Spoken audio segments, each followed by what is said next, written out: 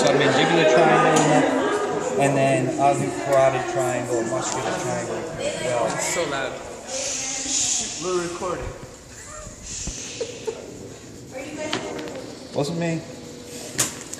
Alright, so first let's start with our borders of that anterior triangle. So remember how we defined the different parts of the anterior triangle? The borders are just that, the borders separating the neck into all these different triangles.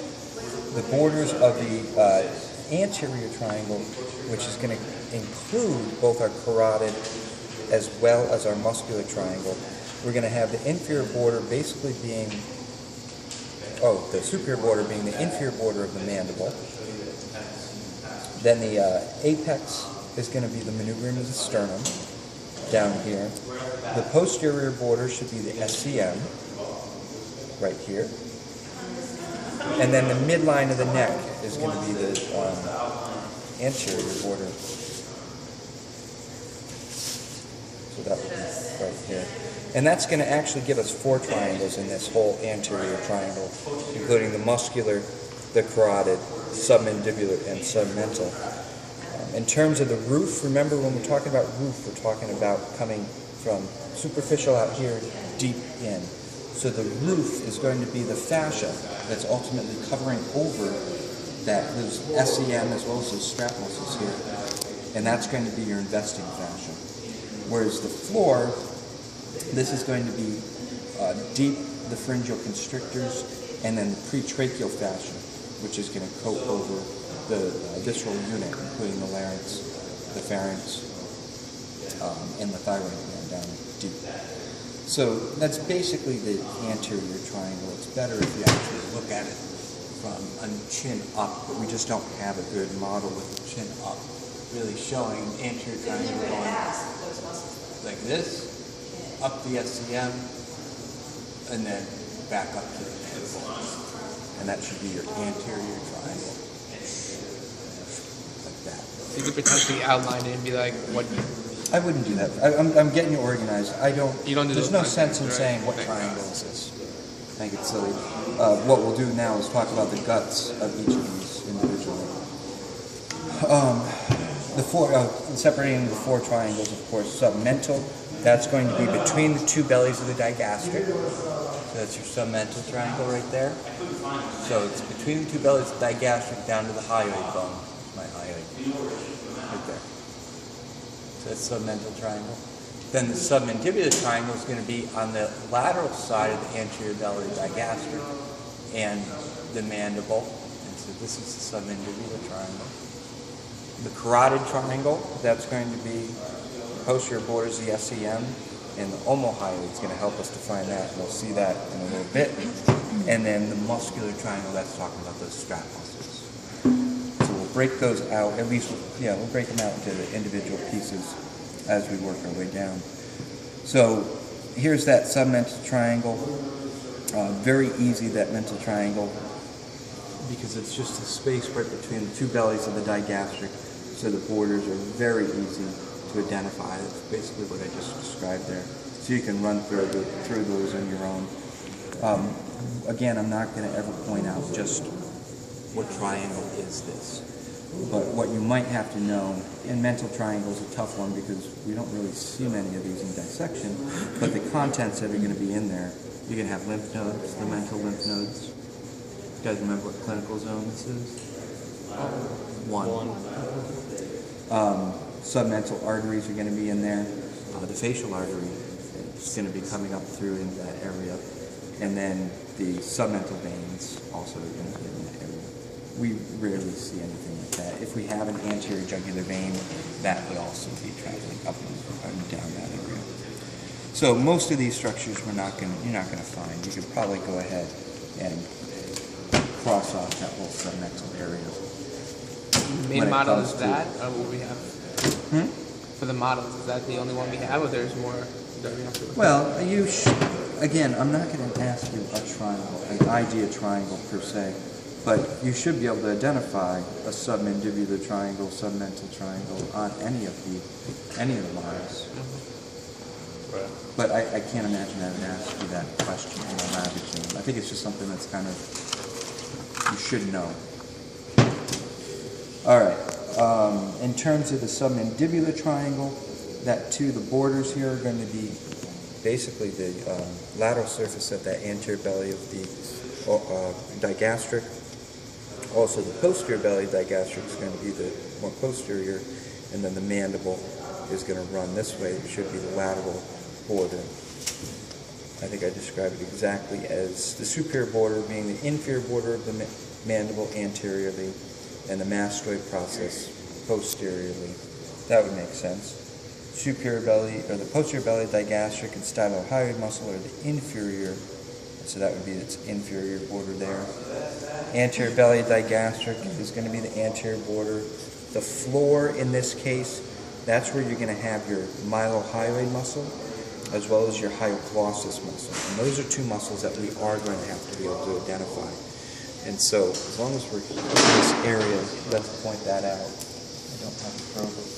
Grab a probe. I need to recognize this mylohyoid in a bunch of different regions, or displays, really. If we're taking a look at a cross-section, you're going to have that mylohyoid is going to be really the most superficial muscle you find. If you're looking at it from underneath, looking at it from the triangles, it's not necessarily going to be the most superficial because you have the anterior belly digastric that runs over it. But the muscle here and the muscle here, that's all mylohyoid. And you should recognize it. It starts at a midline, basically forming a raphe, midline, and it fans out. And the direction of fibers are going to go a little bit more lateral because it's going to fan up to the mandible. So it should be going this direction. So if you're looking at a body and you see the fibers going this direction, you should be thinking mylohyoid. If the fibers are going this direction, what you've done is you've removed the mylohyoid and are now looking at the geniohyoid. Does that make sense? All right. Anterior belly digastric is usually tough to confuse. I think on one of the bodies there's some fibers, just the direction it was cut. It's hard to actually identify the difference between mylohyoid and anterior belly, but we'd be very good about where we're asking and what we're asking that you can easily identify. It's a belly sitting on top there. You should be able to see its common tendon with the posterior belly. All right? So that's the mylohyoid. On some of these other models, I know this. If we're looking at the cross-section here, recognize how the mylohyoid would be superficial to this geniohyoid, but then if you're also looking with the tongue removed now, that would be mylohyoid right there, right? Because it's the floor, and look at the fiber direction. So mylohyoid's really, the geniohyoid's going to have a small belly, directions right from the genu, right from the chin, down to the hyoid. And so it's only going this direction, running that way. Mylohyoids running to the mylohyoid line on the mandible, so it runs this direction. So that's a good view of a mylohyoid as well from the inside. Okay. All right? And the geniohyoid is deep to the mylohyoid inside? Here too. So this would be mylohyoid, geniohyoid. From the inside there, that's mylohyoid again. Does that make sense? Yep. Wait, so right here, mylohyoid? Yep. And then geniohyoid? Genio. And then mylohyoid again. And the muscle fibers, you can tell by Yeah, the... look at the direction of those muscle fibers. Choo, choo, choo, choo, choo. All right? Yep. And then on the outside here, you can see, actually, mylohyoid would be up here, anterior belly digastric, mylohyoid again, down there.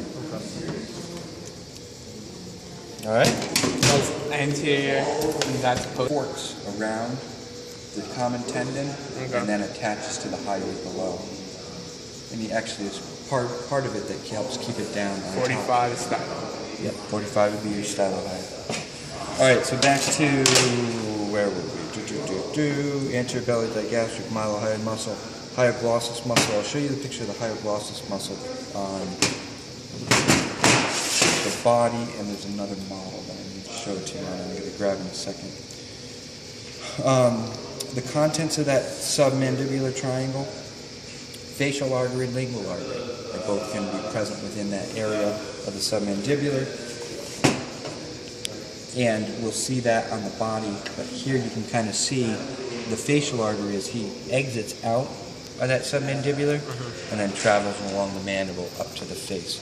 But he's branching off of the external carotid down here, so he's got to traverse that submandibular triangle. In terms of the lingual artery, he's also coming off the external carotid. He's traversing also traversing that submandibular triangle, but he's going deep then.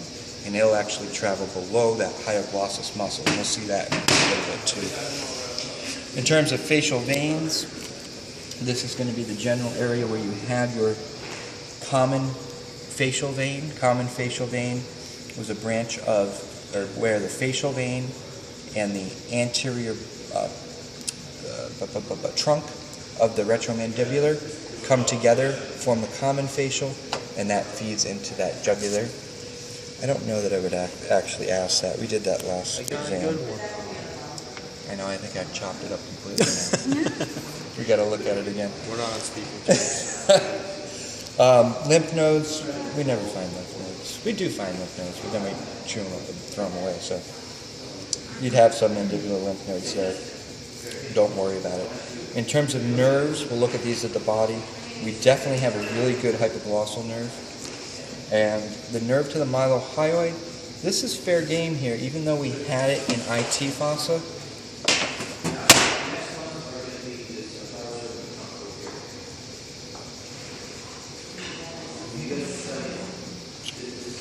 Oh man, what they do to my nerve to the mylohyoid? No, they don't have one on this. I would study nerve to the mylohyoid again, though. Remember, nerve to the mylohyoid is going to be a small nerve that comes off of the infraalveolar. He doesn't, let me do that. Let me get a mandible. So, nerve to the mylohyoid. As the infraalveolar nerve comes down, he enters into that mandibular foramen. See that nice little groove running? That's the groove to the mylohyoid. Conversely, this ridge here, that's your mylohyoid line.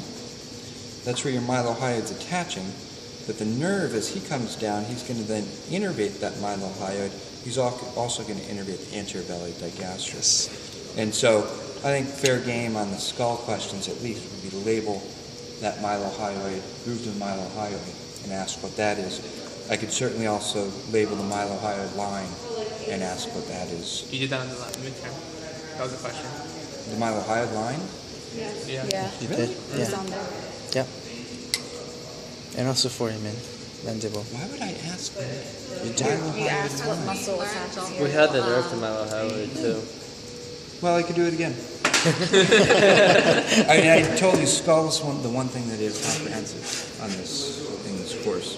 What muscle is this? That's the mylohyoid. Mylohyoid. Nice. This would be the groove to the mylohyoid right there. All right.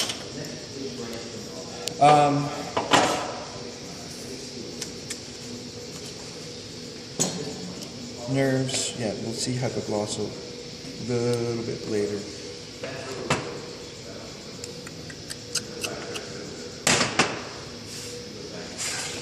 I don't think they have a good hypoglossal nerve on those two models.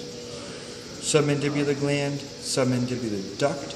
So the submandibular gland, I know we haven't done oral cavity yet, but there's two glands, salivary glands down here. One of them is in the submandibular triangle. This is not a terrible model to show you too.